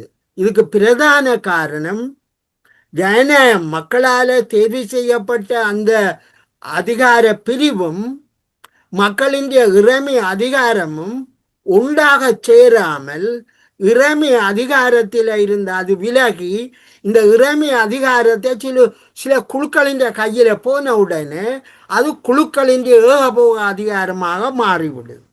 அதே போல தான் ஜனநாயகம் என்றது இறைமை அதிகாரம் என்றது ஜனநாயகத்தோட சேர்ந்து போகாட்டி என்ன நடக்குது என்றால், உதாரணத்துக்கு நாங்கள் பார்த்தோம் என்றால் எங்களோட இலங்கையில மக்களின் இறைமை அதிகாரம் என்றது தங்கண்ட பிரதேசத்தை தாங்களே அபிவிருத்தி செய்வதற்கான தீர்மானங்களை மேற்கொள்வது. ஆனால் இங்கே என்ன நடக்குது என்றால் மக்கள் வாழ்ற பிரதேசங்களுடைய அபிவிருத்தி தொடர்பாக வேறு யாரோ தான் தீர்மானிக்கிறாரு. எனவே மக்களினுடைய அபிலாஷைகளுக்கும் அல்லது ஜனநாயகத்துக்கும் இறைமை அதிகாரத்துக்கும் இடையில இடைவெளி இருக்குது. இதுதான் நாங்கள் சொல்றோம். அதாவது சொல்வார்கள் வில் ஆஃப் த பீப்புள். மக்களினுடைய இறைமை அதிகாரம் அது வெளிப்படையில கடந்த 75 ஆண்டுகளாக இலங்கையின் வரலாறு அப்படித்தான் இருக்கிறது. இங்க நாங்கள் எப்படி பார்க்கலாம்டா 13வது திருத்தம் என்றது வெறுமனிய தமிழர்களுடைய பிரச்சனையை தீர்ப்பது.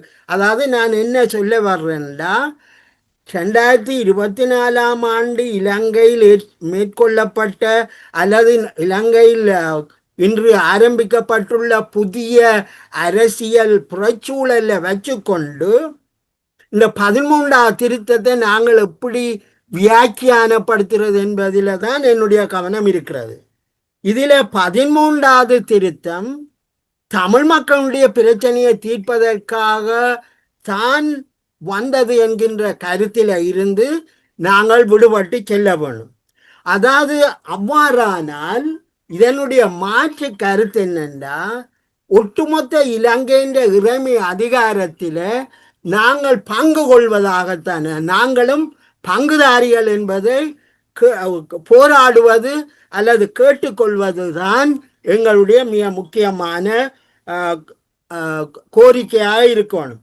அதாவது நாங்கள் ஒரு ஜனநாயக சீர்திருத்தத்தின் மூலமாக நாட்டில் வாழுகின்ற சகல தேசிய இனங்களினதும் இறைமை அதிகாரத்தில் அவர்களுக்கு பங்கு உண்டு என்பது குறித்த ஒரு விவாதமாக நாங்கள் மாற்றணும். இதை நாங்கள் இன்னொரு வகையில் பத்மநாப அவருடைய கருத்தில் சொல்வதென்றால், அவர் சொல்றார் நாங்கள் மண்ணில்லாத மக்களை நேசிக்கலை என்று அவர் சொல்றார். அப்படின்னு அவர் என்ன கருத்துன்றால், மண்ணோட மக்களும் இருக்கேக்கில் தான் அவர் நேசிப்பதாக சொல்றார்.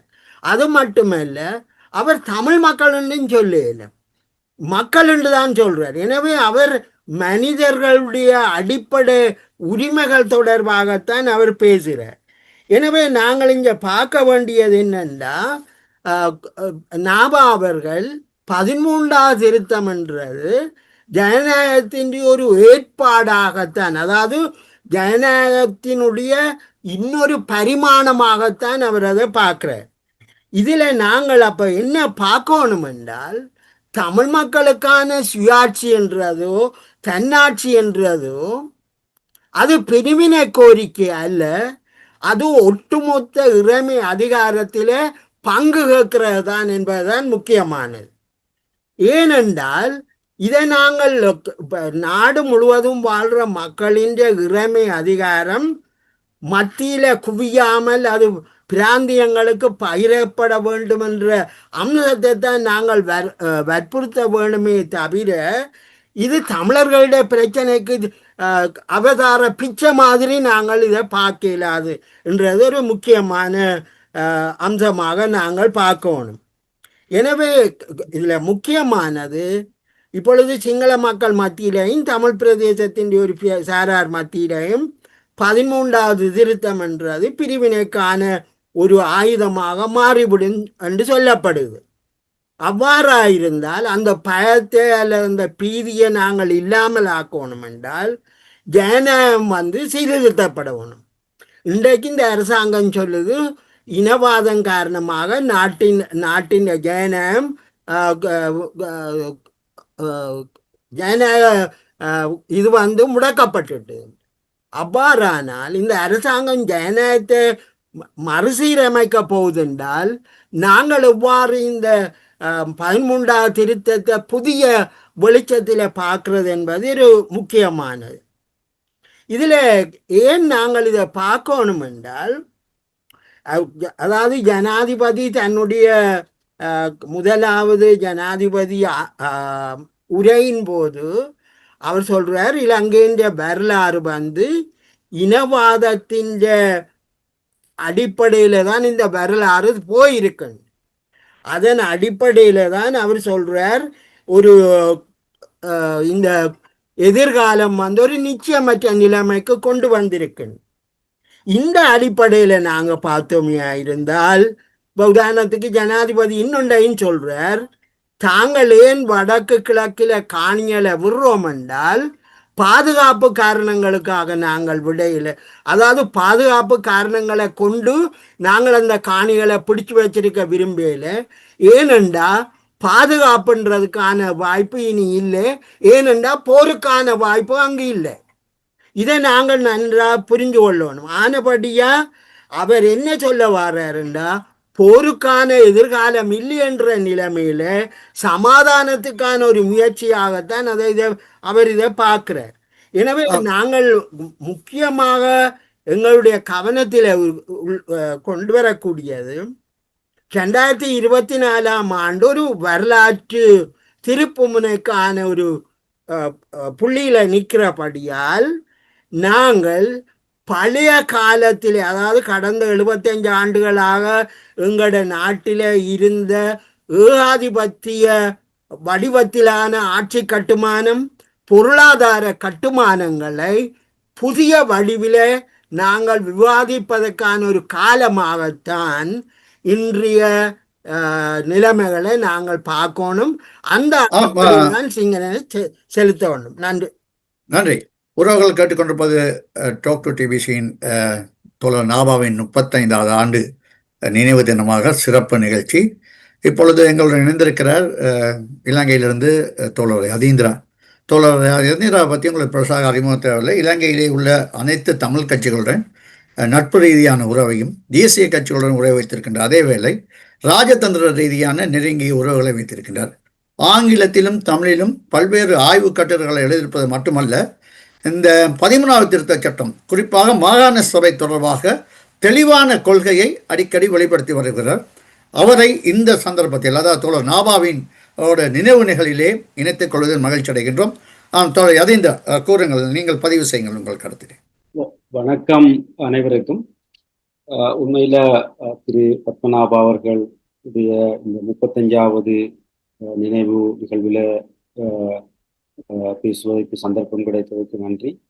உண்மையில் இதிலே திரு தம்பா அவர்கள் பேசுகின்ற பொழுது சொன்னார், அவர் 1976ஆம் ஆண்டு கைது செய்யப்பட்டு சிறை சென்றதாக. உண்மையில் நான் அந்த 76ஆம் ஆண்டு தான் பிறந்தாள்.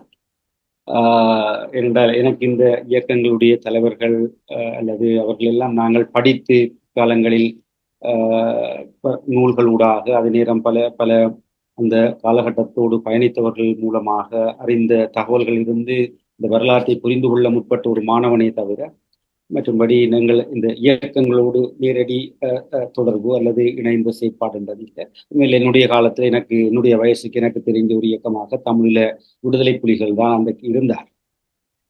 2009க்கு பின்னர் தான் பலரோடும் பேசுவதற்கும் ஊடாடுவதற்குமான வாய்ப்புகள் கிடைத்தது. அந்த வகையில் எல்லா இப்போ இருக்கின்ற முழு அரசியல் கட்சிகளுடைய தலைவர்களோடும் முன்னணிகளோடும் நல்ல நட்பில் இருக்கிற ஒரு நபர் தான் அண்ணன் வரதராஜ பெருமாள் அவர்கள் எல்லாம் இந்த 2009க்கு பிறகு அறிமுகமாகி நட்பாக இருப்பதற்கான வாய்ப்புகள் கிடைத்தவர்கள். உண்மையில் இந்த திரு பத்மநாபா அவர்கள் பற்றி நான் முதலாவது அவரை பற்றி யோசிக்கக்குள்ள திருவண்ணாமலையில் இருந்த ஒரு EPRLF தோழர் ஒருவர் சில வருடங்களுக்கு முன்னர் சொன்னபடியும் தாங்கள் அந்த காலகட்டத்தில் இந்தியா என்ன செய்யும் என்றெல்லாம் தங்களுக்கு முன்பு விளங்காமல் ஒரு நாள் போய் அவரோடு பேசியதாக, நீங்கள் இந்தியாவோட நிற்க வேணும் என்று சொல்றீங்கள் தோழர், என்ன அவங்க எங்களுக்கு என்ன செய்வாங்கள் என்று ஒன்றும் விளங்குதில்லை என்று சொன்ன பொழுது அவர் சொன்னாராம், நீங்கள் சொல்றதெல்லாம் சரி, ஆனால் இந்தியா என்பது ஒரு கருங்கல் பாறை, நாங்கள் எங்களுடைய தலையை கொண்டு அதில் முட்டினால் எங்களுக்குத்தான் சேதமாகும். இதை நான் பிறகு பிற்காலங்களில் என்னுடைய ஒரு இந்தியா பற்றி நமது உரைகள் என்ற ஒரு கட்டுரையிலும் நான் பயன்படுத்தினேன். அதே போன்று EPRLF தன்னுடைய வரலாற்று பாத்திரத்தை ஆற்றிய ஒரு இயக்கம் என்றும் நான் ஒரு முன்னர் என்னுடைய கட்டுரை ஒன்றில் எழுதியிருந்தேன். குறிப்பாக இந்த மாகாண சபையை அன்றைக்கு துணிகரமாக இந்த மாகாண சபை தேர்தலில் பங்கு கொண்டு பல்வேறு வசைபாடல்கள், பல்வேறு தூற்றல்கள், பல்வேறு அச்சுறுத்தல்கள், அழித்தொழிப்பு என்ற எல்லாவற்றையும் எதிர்கொண்டும் அதை இன்றைக்கு அவர்கள் செய்தது என்னுடைய விளைவு. இன்றைக்கு நாங்கள் திரு பத்மநாபா அவர்களுடைய 35 வருட நினைவு கூறுகின்ற இந்த சந்தர்ப்பத்தில் கடந்த 35 வருடங்களாக பல்வேறு விடயங்கள், எவ்வளவு விடயங்கள் நடந்திருக்கின்றன, எவ்வளவு விடயங்கள் உரையாடப்பட்டிருக்கின்றன. ஆனால் இப்பொழுது எந்த இடத்தில் இருந்து நாங்கள் பயணிப்பது என்று வருகின்ற பொழுது எஞ்சி இருப்பது மாகாண சபை மட்டும்தான். அன்றைக்கு EPRLF அதை துணிகரமாக அந்த தேர்தலிலே போட்டியிட்டு அந்த மாகாண சபைக்கு ஒரு அதாவது மாகாண சபைக்கான அந்த வடிவத்தை உருவாக்காமல் இருந்திருந்தால் இன்றைக்கு எந்த இடத்திலிருந்து போவது என்பதற்கு கூட ஒரு பதில் இல்லாமல் போயிருக்கும். இன்றைக்கு இருக்கிற இந்த தமிழ் அரசியல் சூழல் உண்மையிலே நான் எல்லோருடனும் பழகி இருந்தாலும் கூட ஒரு வெறுப்பொண்டு தான் இருக்குது. இந்த அரசியல் கட்சிகள், இந்த தலைவர்கள் என்று இப்போது இருக்கின்ற எல்லோருடனும் பழகி இவர்களோடு செயற்பட்ட அனுபவத்திலிருந்து இவர்களோடெல்லாம் இனி உரையாடி என்ன பிரயோசனம் என்ற ஒரு கேள்வியும் என்கிட்ட இருக்குது. ஆனாலும் இந்த சமுதாயத்தினுடைய ஒரு அங்கம் என்ற வகையில் நாங்கள் பொறுப்போடு இந்த விடயத்தை பார்ப்பதும் பேசுவதும் எங்களால் முடிந்ததை செய்ய வேண்டும் என்று நாங்கள் நினைப்பதும் முக்கியமானது. அந்த வகையில் இன்றைக்கு இருக்கிற சூழலில் இப்ப உண்மையில இந்த மாகாண சபை இந்த 13வது திருத்த சட்டத்துல என்ன இருக்குது என்ன இல்லை என்றதெல்லாம் என்ன பொறுத்தவரையில ஒரு காலாவதியா போன விவாதம். அதில் என்ன இருக்கிறதோ அது இருக்குது, என்ன இல்லையோ அது இல்லை. என்ன எல்லாம் இல்லை என்று சொல்லுகிறார்களோ அதையெல்லாம் கொண்டு வரும் வல்லமையோடும் இன்றைக்கு எவரும் இல்லை. தமிழ் சூழலில் இன்றைக்கு இருக்கிற அரசியல் கட்சிகளால் ஆக குறைந்தது ஒரு உள்ளூராட்சி சபையே நிர்வகிக்க முடியாத ஒரு கையறு நிலை கட்சிகள் தான் இன்றைக்கு எங்கள்கிட்ட இருக்கிற கட்சி. இவர்கள் எல்லாம் சொல்லுவது தேர்தல் அரசியலுக்காக பல்வேறு விஷயங்களை பேசலாம். ஆனால் எங்களிடம் இன்றைக்கு இருக்கிற சூழலில் நாங்கள் பயணிக்கக்கூடிய ஒரு புள்ளி இருக்குது என்றால் அது இந்த மாகாண சபை முறைமை மட்டும்.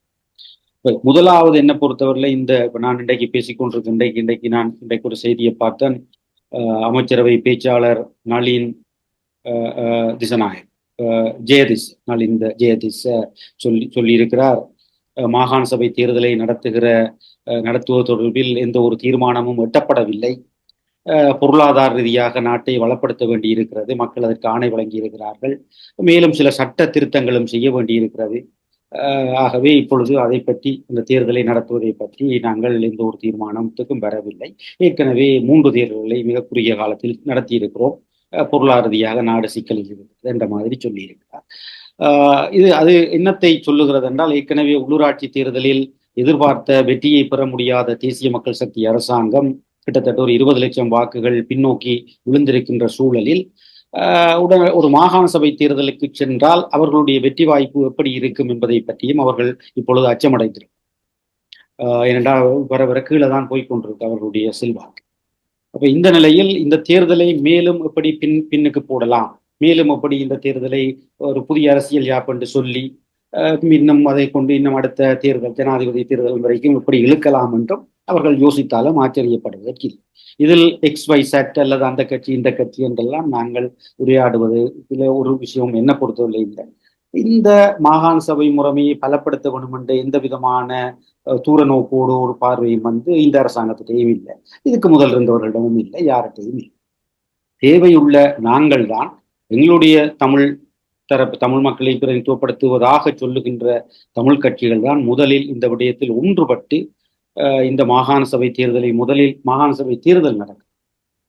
மாகாண சபை ஒரு சுமூகமான ஒரு இயங்கு நிலையில் இருக்கின்ற பொழுது அடுத்த கட்டமாக இந்த விடயங்களை எப்படி அடுத்த கட்டமாக அதை பலப்படுத்துவது என்ற விஷயத்தை அடுத்த கட்டமாக முன்னெடுக்கலாம். அது அப்பத்தான் உண்மையில நாங்கள் ஏற்கனவே வரதனன் சொன்ன மாதிரி இது ஒரு தேசிய இயக்கமாக ஒரு அதிகார, அதாவது மாகாணத்துக்கான அதிகார பகிர்வு என்பதை ஒரு தேசிய வேலை திட்டமாக எப்படி முன்னெடுப்பது, அதற்கான நேச சக்திகளை ஒன்றுபடுத்தி எப்படி அதை முன்னெடுப்பது என்ற விஷயத்துல அனுபவம் வாய்ந்த இந்த விடயத்தில் நிபுணத்துவம் வாய்ந்த பலரை உள்வாங்கி அந்த விடயத்தை முன்னெடுக்க வேண்டும்.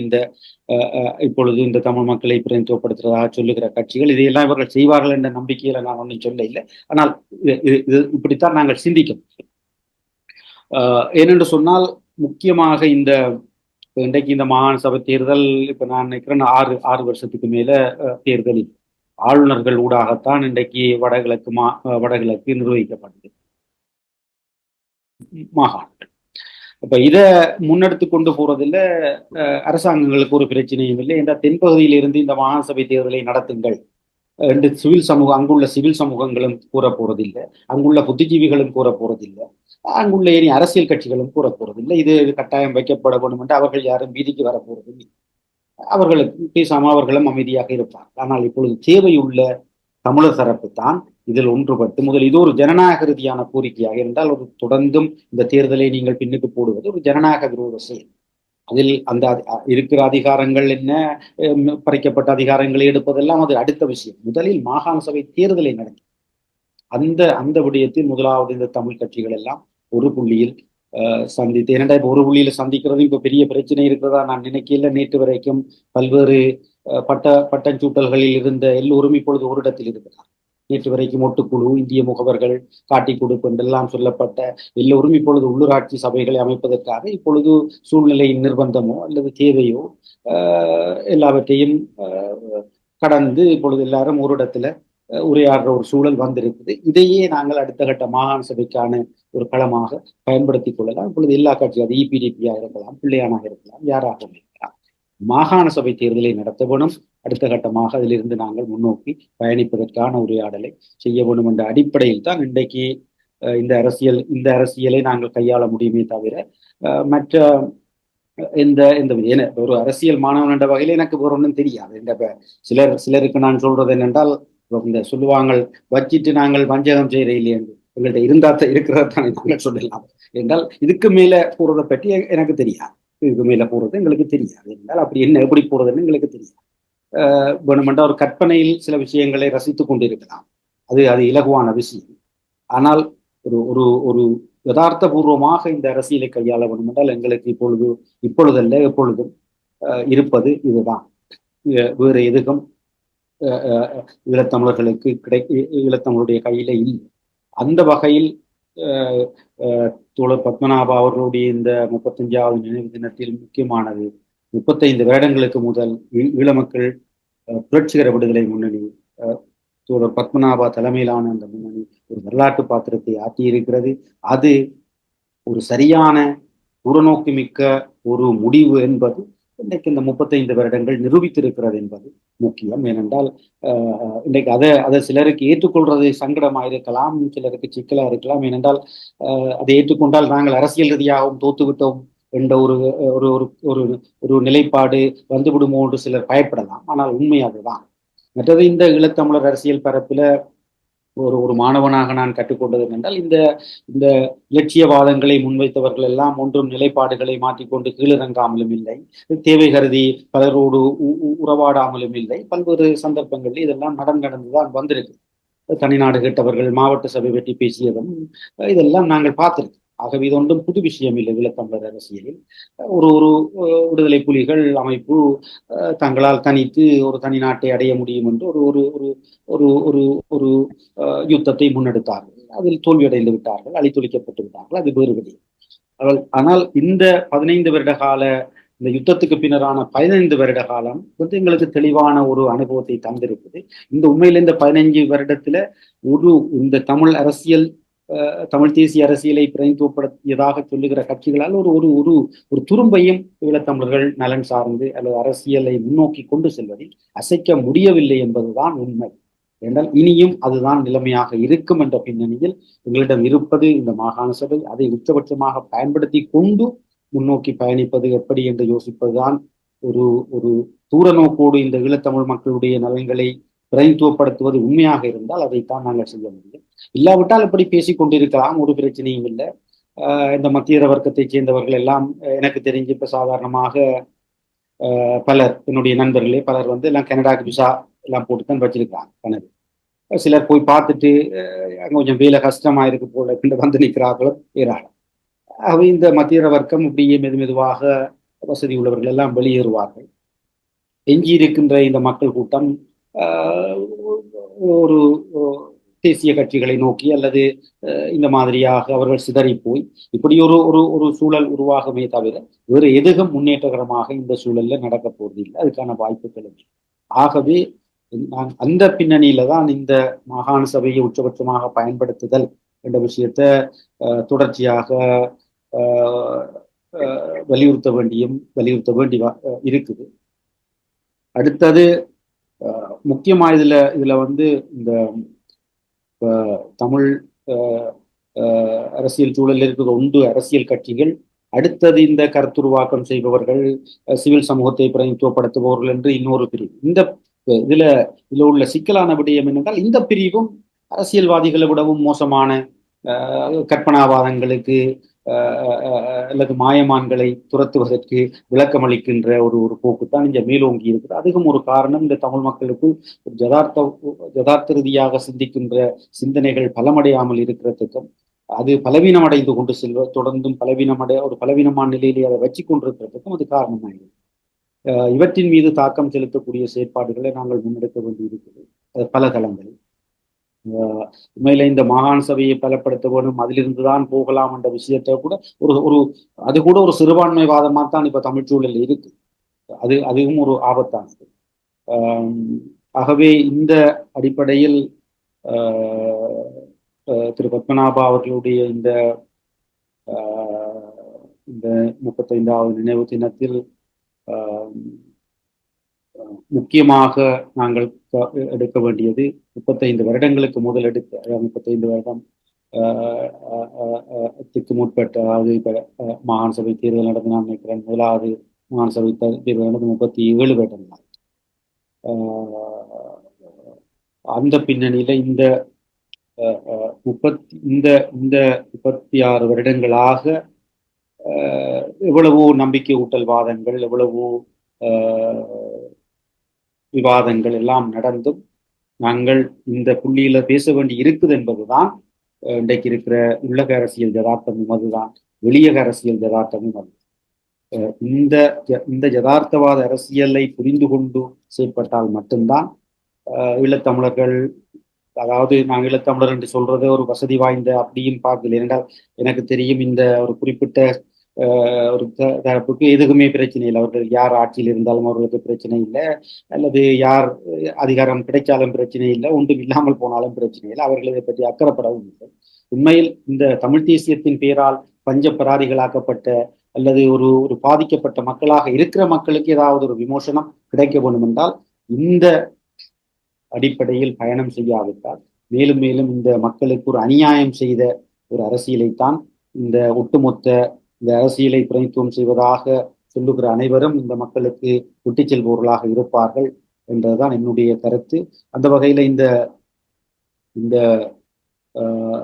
இந்த தியாகிகள் தினத்துல இந்த இந்த மாகாண சபை தொடர்பிலும் அது நேரம் ஒரு வரலாற்று பாத்திரத்தை சரியாக ஆற்றிய ஒரு காலகட்டத்தின் தலைவர் என்ற வகையிலும் அவரை பற்றியும் அவரை அடிப்படையாக கொண்டும் இந்த விடயங்களை பேசுவதற்கு எனக்கு வாய்ப்பு கிடைத்ததற்கு நன்றி. உறவுகள் கேட்டிருந்த டாக் டு டிபிசியின் இந்திய தோழர் நாபா அவர்களின் 35வது நினைவு தினம். வேறு ஏதாவது கருத்துக்கள் கூற இருக்கின்றா? இதில் திரு யதீந்திரா அவர்கள் ஒரு முக்கியமான கருத்தை சொன்னார். இந்த மாகாண சபையில் என்ன இருக்கோ அல்லது என்ன இல்லையோ என்பதை விடுத்து தேர்தலை நடத்துவதற்கான அழுத்தத்தை கொடுத்து தேர்தலில் வென்ற பிறகு உங்கள் ஆழ்மை உள்ள விடயங்களை காட்டி அந்த விடயங்களை கொண்டு வர முயற்சி செய்யுங்கள் என்று ஒரு ஆரோக்கியமான கருத்தை சொன்னார். அதுதான் இன்று தமிழ் தேசியத்தின் பெயரால் வியாபாரத்தை நடத்தி கொண்டிருக்கிறவர்கள் செய்ய வேண்டிய கடமை. இந்த யுத்தத்தால் அதிக அளவு பாதிக்கப்பட்டுள்ளோம். அது மட்டுமல்ல, இந்த 13வது திருத்தச் சட்டம் தொடர்பாக, அதாவது இந்த மாகாண சபை தொடர்பாக இழப்புகள் ஏனைய இயக்கங்களை விட இபிஆர்எஃப்பும் இஎன்எல்எஃப் தோழர்களும் இழந்தது கொஞ்சம் நஞ்சம் அல்ல. எனவே அவர்கள் இன்னும் இந்த விடயங்களில் உறுதியாக இருப்பது இந்த தோழர் நாபாவுக்கு நாம் செலுத்துகின்ற அஞ்சலியாக இருக்கின்றது. அந்த வகையிலே நாங்கள் இந்த நிகழ்ச்சியில் கலந்து கொண்ட உங்கள் அத்தனை பேருக்கும் நன்றியும் வாழ்த்துக்களையும் கூறி நிகழ்ச்சியை நிறைவு செய்வோம். நன்றி, வணக்கம். அது லங்கையின் விஷயமாக ஆகிவிடவில்லை. அவருடைய பிணத்தை தாங்கி நிற்பது இந்திய தமிழ் தாய். அவள் மடியிலே அவள் உயிர் விட்டாள் என்கிற பொழுது அவருக்கு பெருமைதான் அது. ஆனால் எங்களுக்கு சிறுமை என்று நான் எண்ணுகின்றேன். எங்களிடத்தில் இப்படி ஒரு தியாகி உயிரை விட வேண்டிய நிலை ஏற்பட்டதில் நினைக்கும் போதெல்லாம் வேதனையும் வெட்கமும் அடைகின்ற நிலை எனக்கு ஏற்படுகிறது. ஆகவே அவருடைய மரணத்திற்கு நான் பரிபூர்ண முறையில் ஒரு தேசபக்தியுடைய இந்தியன், இனப்பற்றுடைய தமிழன், இந்திய இலங்கை முழு இலங்கையினுடைய முழு இந்தியாவினுடைய உறவை விரும்புகிற ஒரு சர்வதேசியவாதி, அந்த இலங்கையின் உறவு கூட ஈழத் தமிழருடைய அடிமைத்தனத்தில் அல்ல என்பதிலே தெளிவு படைத்த ஒரு அரசியல்வாதி என்பதிலே உறுதி கொண்டு உரங்கொண்டு அன்பர் பத்மநாபாவுக்கும் அவரோடு உயிர் நீத்தவர்களுக்கும் என்னுடைய இரங்கலை தெரிவித்துக் கொள்கிறேன். அவர்களுக்கு பெயரே அவர்கள் மக்களின் பகைவர்களாகவும் இந்தியாவின் பகைவர்களாகவும் தங்கள் சொந்த நிலத்தின் பகைவர்களாகவும் இரத்த வெறி பிடித்தவர்களாகவும் ஆயுதத்தை மட்டுமே நம்புகிறவர்களாகவும் அன்பை ஒழிப்பதற்காக ஆயுதம் தரித்த சைத்தான்களாகவும் அவர்கள் மாறியிருப்பது அவர்களுக்கு நல்லதில்லை என்று இந்த அஞ்சலி கூட்டத்தில் அவர்களுக்கும் நாம் அனுதாபம் செலுத்திக் கொள்ள வேண்டும். நடைபெற்ற நிகழ்ச்சிகள் அனைத்தையுமே நீங்கள் பார்த்தால் இலங்கை என்பது ஒரு சுதந்திர நாடு முழுமையாக நாம் அங்கீகரிக்கிறோம். மற்றவர்கள் அங்கீகரிக்கிறார்களோ இல்லையோ. அந்த நாட்டுக்குள் வாழுகின்ற தமிழ் மொழி பேசும் மக்களுக்கு தனி நாடு என்று நாம் கேட்டது இல்லை. அவர்கள் கேட்டால் அது வேறு சமாச்சாரம். ஆனால் அவர்களுக்கு பாதுகாப்பும் அடிப்படை உரிமைகளும் வழங்கப்பட வேண்டும். வைக்கப்படுகிற கோரிக்கைகளுக்காக அவர்களை கொன்று தீர்ப்பது முறையல்ல என்ற அளவில் நாம் குரல் எழுப்பினோம்.